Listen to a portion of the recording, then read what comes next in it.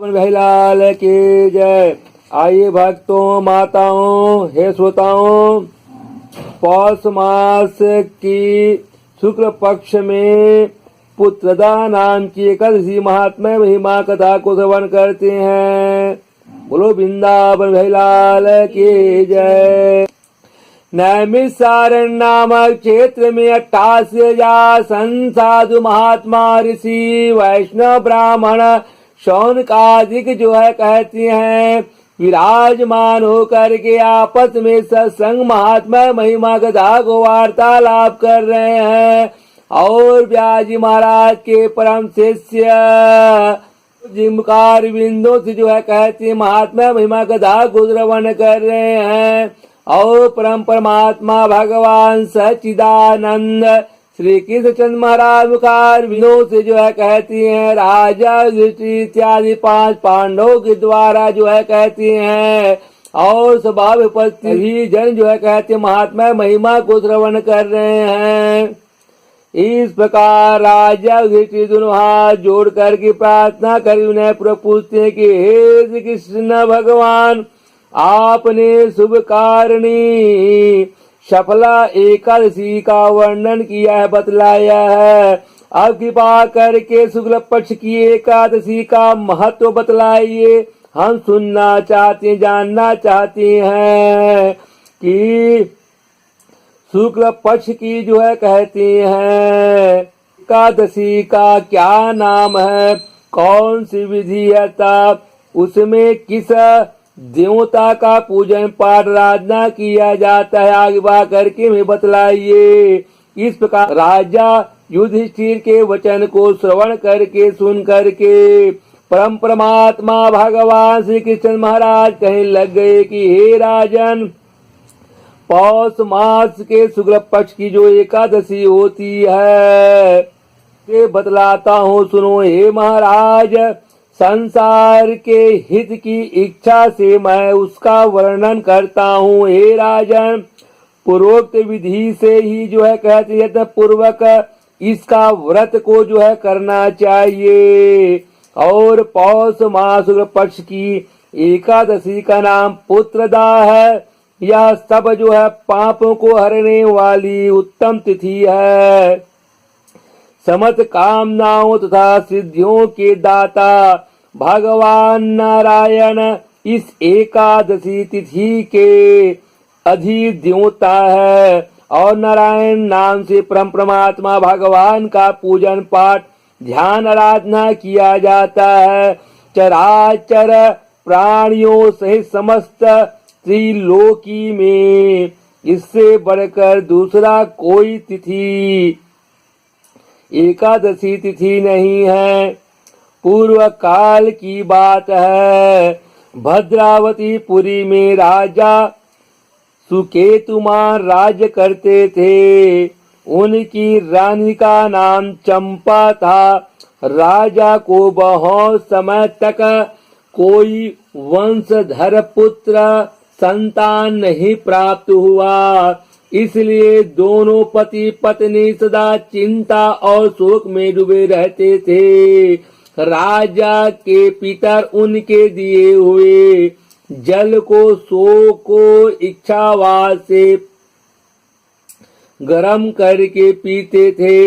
राजा के बाद और कोई ऐसा नहीं दिखाई देता जो हम लोगों का दर्पण करेगा, या सोच करके पितर दुखी रहते थे।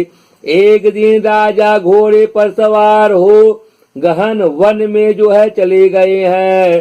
पुरोहित आदि किसी को भी इस बात का पता नहीं था, ज्ञात नहीं था। मृग और पक्षियों से सेवित उस सघन वन में राजा भ्रमण करने लगे, घूमने लगे, फिरने लगे। मार्ग में कहीं सियार की बोली सुनाई पड़ती थी तो कहीं उल्लुओं की। जहां तहां रीछ और मृग दृष्टिगोचर हो रहे थे। इस प्रकार घूम घूम करके राजा वन की शोभा देख रहे थे। इतने में दोपहर हो गई। राजा को भूख और प्यास सताने लगी। कहते हैं वे जल की खोज में इधर उधर दौड़ने लगे, भागने लगे, तलाशने लगे। किसी पुण्य के प्रभाव से उन्हें एक उत्तम सरोवर दिखाई दिया, जिसके समीप मुनियों के बहुत से आश्रम थे। शोभाशाली नरेश ने उन आश्रमों की ओर देखा। उस समय शुभ की सूचना देने वाले शकुन होने लगे। राजा का दाहिना नेत्र और दाहिना हाथ फड़कने लगा, जो उत्तम फल की सूचना दे रहा था।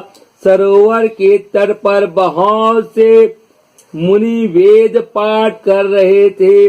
उन्हें देख करके राजा को बड़ा हर्ष हुआ, प्रसन्नचित हुआ। वे घोड़े से उतर करके मुनियों के सामने दोनों हाथ जोड़ करके खड़े हो गए और पृथक पृथक उन सब मुनि ऋषि साधु महात्मा की वंदना करने लगे, प्रार्थना करने लगे। वे मुनि उत्तम व्रत का पालन करने वाले थे। जब राजा ने हाथ जोड़ करके बारंबार दंडवत प्रणाम किया, तब मुनि बोले कि हे राजन, हम लोग तुम पर प्रसन्न हैं, आनंदित हैं।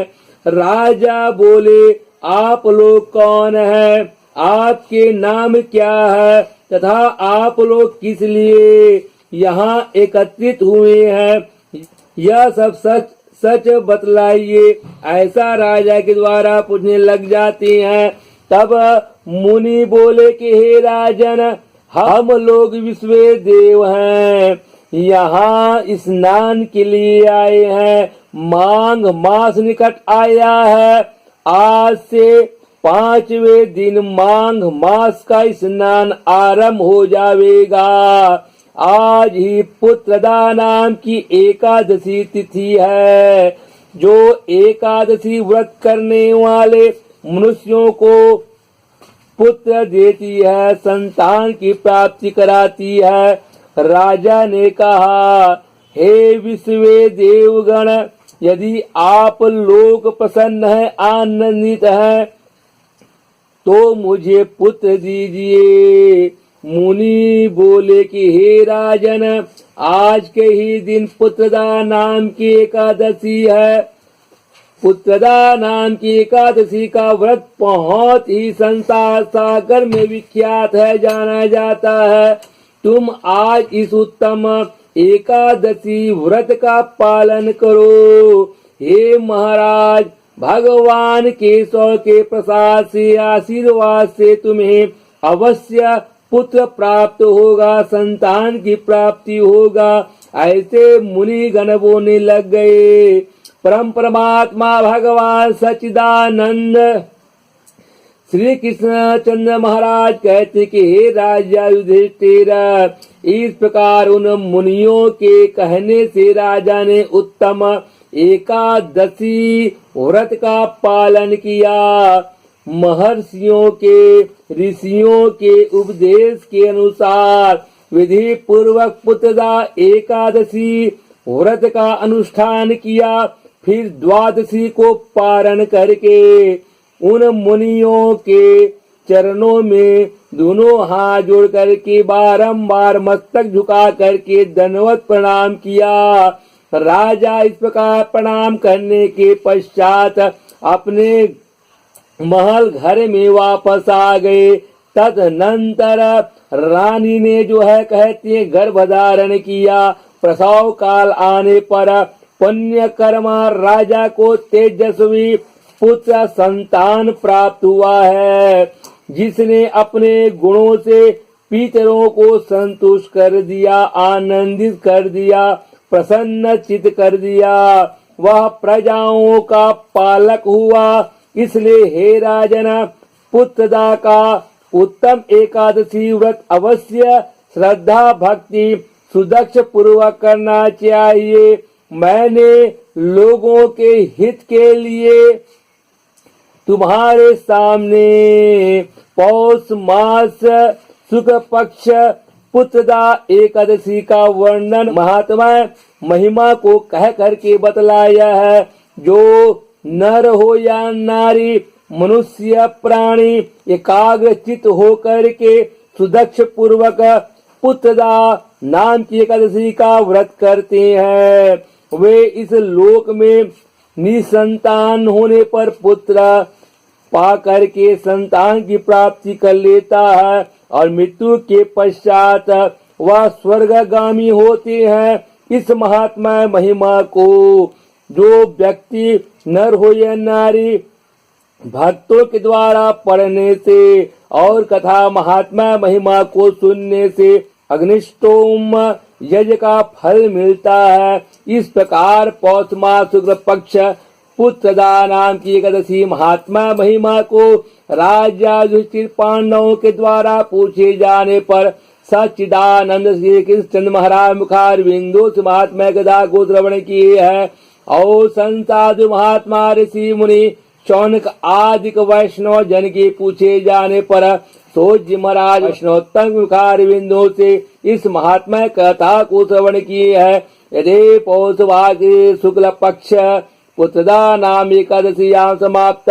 बोलो वृंदावन भैलाल के जय, लक्ष्मी नारायण भगवान के जय, राधा कृष्ण भगवान के जय, जगन्नाथ स्वामी भगवान के जय, गौरी शंकर भगवान के जय, पवन सुत हनुमान के जय, अपने अपने गुरु महाराज के जय, अपने अपने माता पिता के जय, नगर देवता भगवान के जय, ग्राम देवता भगवान के जय, धर्म के जय, धर्म का नाश हो, प्राणियों में सद्भावना हो, विश्व का कल्याण हो, गौ हत्या बंद हो, गौ सेवा हो, गौ माता के जय हो। जय जय सीताराम, जय जय सीताराम, जय जय सीताराम।